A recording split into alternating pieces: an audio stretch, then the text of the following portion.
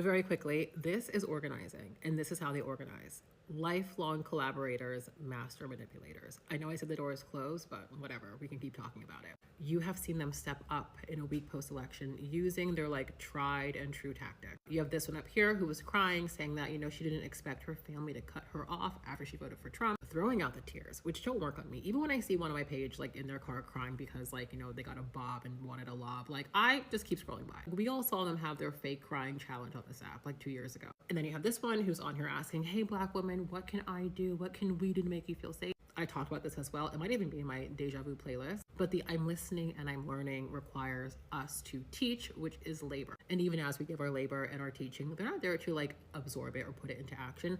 They're just there for coverage. They use it to manipulate. It's the, well, I asked you to teach me, to tell me what we could do, but you don't want to help me anymore. So you know what?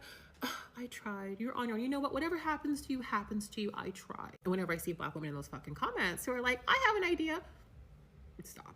Even when it comes to like the 92%, like 93% conversation happening on this app, Black women have voted like 90% and above in the last 3 elections. That is your standard operating procedure. That is not new to us. More importantly, over on Book Talk, you're seeing legacy work at play. There's an organized and uniform response to keep politics out of books. This is my safe space. This is how I escape. This is where I feel comfortable. Keep politics out of it. I saw one, I think it was her, who was like, my father always said, don't talk about religion, politics, or money. That is ingrained legacy work at play. The approved curriculum that you're seeing here, these are the same habits that pushed their way into the education system centuries ago, starting with my ancestors being banned from reading altogether. Any book except their Babylon Bible. They want a comfortable and sanitized academic experience, literary experience, educational experience that is not just geared towards their comfort, but their protection. It is no different than the erasure and the sanitizing of like America's genocide against the indigenous population, against the Black American population that have been erased from their textbooks altogether, reduced to like